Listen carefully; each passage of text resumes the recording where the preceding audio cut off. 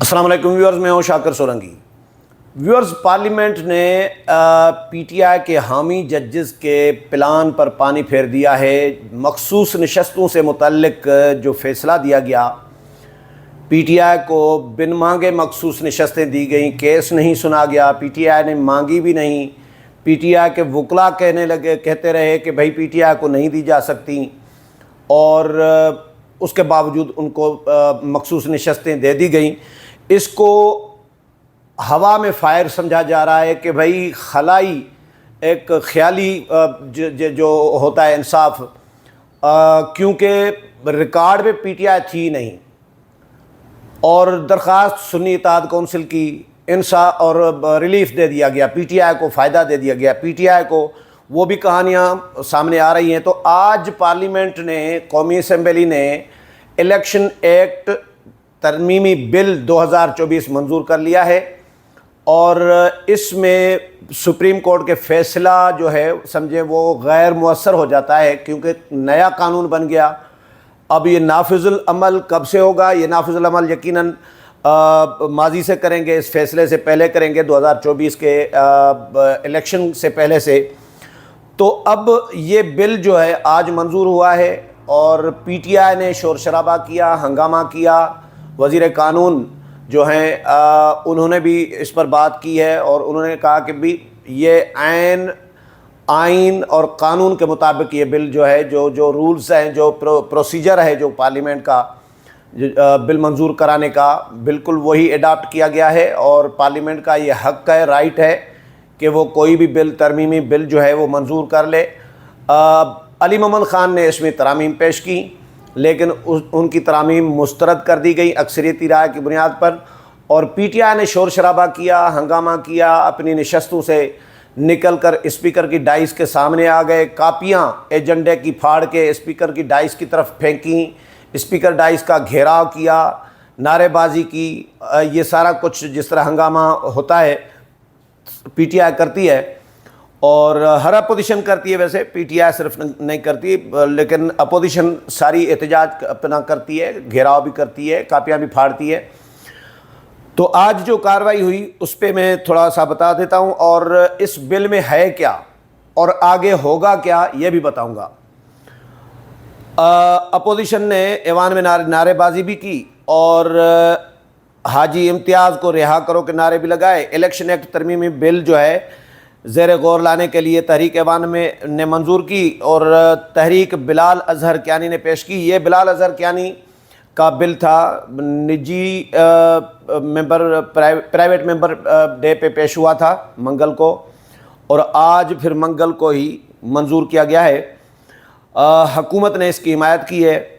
پہلے قائمہ کمیٹی سے منظور ہوا تھا، پارلیمانی امور کی قائمہ کمیٹی سے، اس کے بعد آج قومی اسمبلی سے ہو گیا ہے، اب سینٹ سے بھی منظور ہوگا۔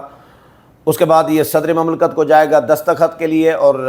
دستخط کریں گے آصف علی زرداری صاحب صدر مملکت، تو پھر اس کے بعد یہ پراپر قانون بن جائے گا۔ علی محمد خان نے یہ بھی کہا ہے کہ ہم چیلنج کریں گے، چیلنج تو کریں گے، لیکن لڑائی بڑھنی ہے، لڑائی بڑھنی ہے عدلیہ، سپریم کورٹ اور پارلیمنٹ کے درمیان۔ جو مجھے نظر آ رہی ہے کس طرح کی لڑائی ہوگی وہ بھی میں بتا دیتا ہوں۔ اچھا، اپوزیشن اراکین نشستوں سے باہر نکل آئے اور بل کی کاپیاں پھاڑ کر اسپیکر ڈائس کی طرف پھینک دیں۔ اپوزیشن کا ہنگامہ اور احتجاج جاری تھا،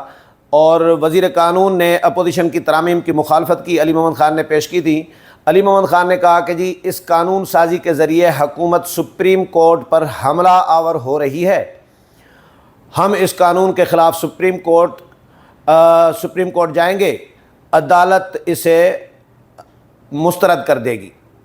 اعظم نذیر تارڑ نے کہا کہ جی قانون سازی آئین کی روح کے عین مطابق ہے، اور یہ پارلیمان کا اختیار ہے۔ ان کے 81 لوگوں نے حلف نامہ داخل کروایا تھا کہ ان کا تعلق سنی اتحاد کونسل سے ہے، تحریک انصاف سے نہیں ہے۔ آج یہ اپنے حلف ناموں سے مکر رہے ہیں، اور 2 ججز کے اختلافی نوٹ میں تمام وجوہات جو ہیں درج کر دی گئی ہیں۔ تحریک انصاف نے خود بھی یہ نشست سنی اتحاد کونسل کو دینے کا مطالبہ کیا تھا، یہ وزیر قانون کہتے ہیں، اور اس کے علاوہ قومی اسمبلی نے اکثریت رائے سے جو ہے علی محمد خان کی جو ترامیم تھی وہ مسترد کر دی اور یہ بل منظور کر لیا ہے۔ اب یہ ہے کہ اس بل میں چار چیزیں ہائی لائٹ کی گئی ہے۔ وزیر قانون نے کہا ہے کہ یہ بل نیا نہیں ہے، نئی قانون سازی ہم نہیں کر رہے سپریم کورٹ کے فیصلے کے بعد، یہ جو آلریڈی الیکشن ایکٹ 2017 موجود ہے اس میں کچھ چیزیں واضح کر رہے ہیں تاکہ سپریم کورٹ کی بھی رہنمائی ہو، کیونکہ قانون سازی تو پارلیمان کا حق ہوتا ہے اور یہ سپریم کورٹ کا حق نہیں ہوتا۔ تشریح سپریم کورٹ کر سکتی ہے، یہ اختیار سپریم کورٹ کو دیا گیا ہے، لیکن نئی قانون یعنی نیا آئین تخلیق نہیں کر سکتے۔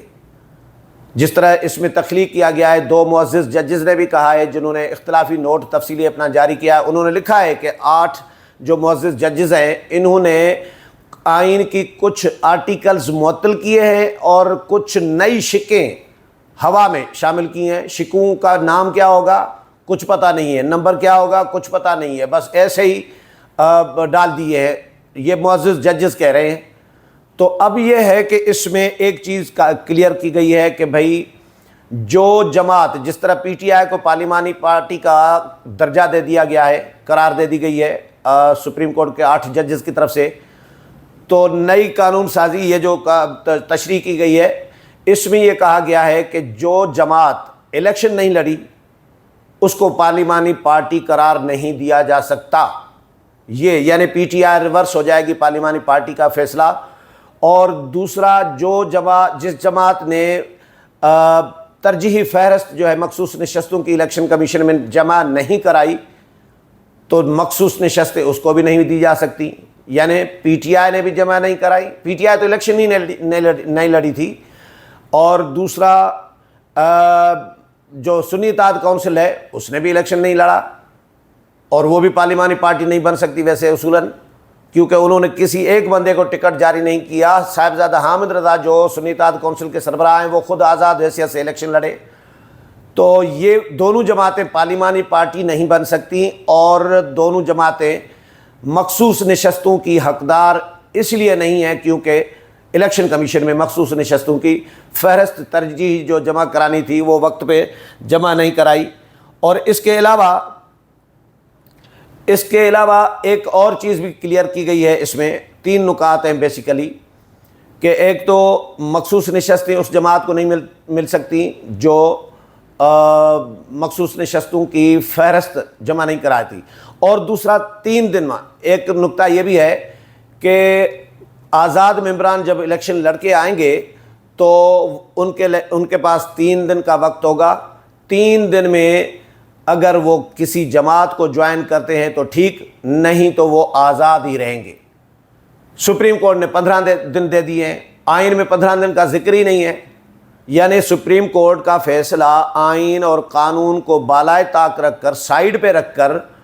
اپنے ذہن سے دیا گیا ہے معزز ججز صاحبان نے، کیونکہ ان کا تعلق پی ٹی آئی کے ساتھ ہے، عمران خان کے ساتھ ہے، ان کی فیملیز کے حوالے سے کہا جاتا ہے کہ وہ پی ٹی آئی کے ساتھ ہیں، اسی لیے پی ٹی آئی کو اور پی ٹی آئی کے جو کیسز ہوتے ہیں ان میں ان کی دلچسپی بھی نظر آتی رہی ہے اور پی ٹی آئی کو ریلیف بھی دیتے رہے ہیں۔ منصور علی شاہ صاحب پہ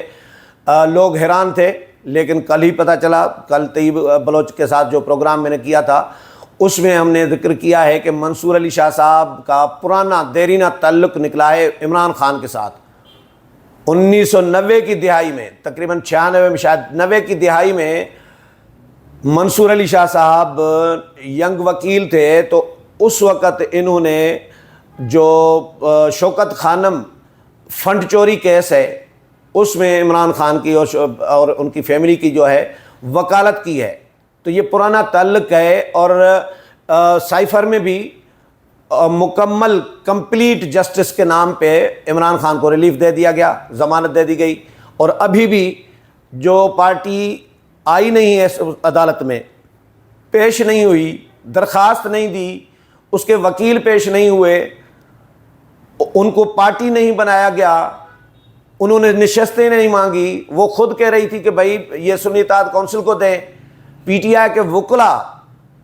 بھی کہتے رہے کہ بھائی یہ پی ٹی آئی کو نہیں دی جا سکتی نشستیں، لیکن ہمارے معزز ججز صاحب قابل احترام جو ہیں انہوں نے کہا کہ نہیں جی یہ کمپلیٹ جسٹس یہ ہے کہ پی ٹی آئی کو یہ ملے. Complete justice P T I کے لیے ہے, صرف باقیوں کے لیے نہیں ہے. عمران خان کے لیے, پی ٹی آئی کے لیے, ہماری اعلیٰ عدالت جو ہے اس کے معزز کچھ جج صاحبان کے پاس کمپلیٹ جسٹس کا تصور جو ہے وہ صرف عمران خان اور پی ٹی آئی کے لیے ایسا لگ رہا ہے. تو آج قومی اسمبلی نے جو بل منظور کیا ہے, اس کے بعد اب سپریم کورٹ میں پی ٹی آئی چیلنج کرے گی. سپریم کورٹ اس پہ کیا کرتی ہے, مجھے ایسا لگ رہا ہے کہ یہ لڑائی بڑھنی ہے پارلیمنٹ اور سپریم کورٹ کے درمیان. جسٹس بندیال جب چیف جسٹس تھے اس وقت بندیال صاحب اسی طرح کئی فیصلے دیتے تھے. انہوں نے تو چلو بندیال صاحب ایک سماعت تو کرتے تھے نا, نوٹس وہ بھی حکومت کو, پی ڈی ایم کی حکومت کو نوٹس نہیں جاری کرتے تھے, وہ بھی یک طرفہ ٹریفک چلاتے تھے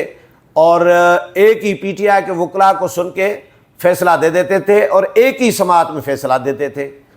ایسا بھی نہیں ہے کہ چلو 2-4 دن کیس چلا کو تفصیلی نہ جی, پی ٹی آئی کے وکلاء کو صرف سننا ہے ہاں جی,